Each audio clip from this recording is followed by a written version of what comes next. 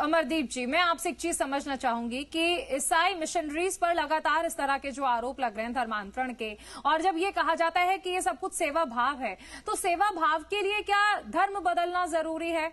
क्योंकि कई सारे मामलों में आज भी आप देख रहे हैं कि मामले जो सामने आ रहे हैं वो व्यक्ति खुद कबूल कर रहा है कि उसने कई लोगों का धर्म परिवर्तन कराया है।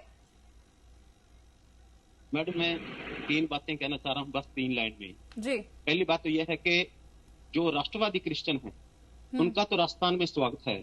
जो अवैध धर्मांतरण में लिप्त हैं उनको राजस्थान को छोड़ देना चाहिए। दूसरी बात यह कि अगर अलवरकाबादी संविधान का उल्लंघन उसने किया है तो उसको सख्त सजा मिलनी ही चाहिए।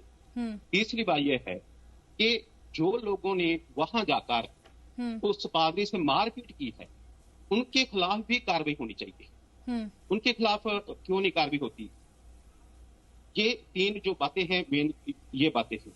दूसरी बात यह है कि पूरे राजस्थान में ही सरकार बड़ी सख्ती से काम कर रही है और कोई छिटमुट घटनाएं ऐसी कोई नजर आती हैं जिसमें अवैध धर्मांतरण की बात होती है।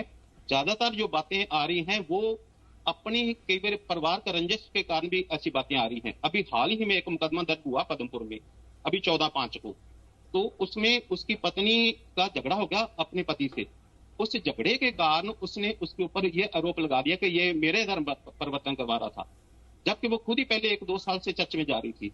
तो ऐसी बातें हैं जिनका होना ठीक नहीं है। क्या आप इस बात को क्या कहेंगे? कई जगह पर, कई आदिवासी इलाकों में राजस्थान के, वहां पर जाकर शिक्षा, स्वास्थ्य जैसी बुनियादी सेवाएं देने के नाम पर धर्म परिवर्तन कराया जा रहा है। क्या आप इसकी निंदा करते हैं? बिल्कुल, कहीं भी राजस्थान में किसी भी कोने में अवैध धर्मांतरण हो रहा है उसकी कड़ी निंदा करते हैं। उसके साथ ही मैं तो ये कहता हूं उनको राजस्थान छोड़ देना चाहिए। जो भी राष्ट्रवादी क्रिश्चियन नहीं है उसको राजस्थान में रहने का कोई अधिकार नहीं है।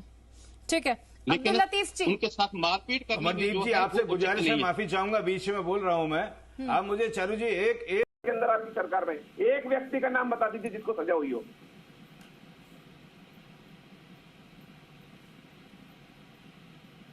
ठीक है।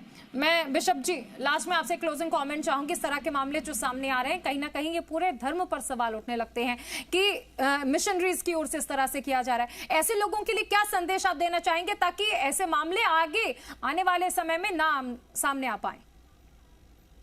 मैडम, दोनों तरफ संदेश देने वाला है।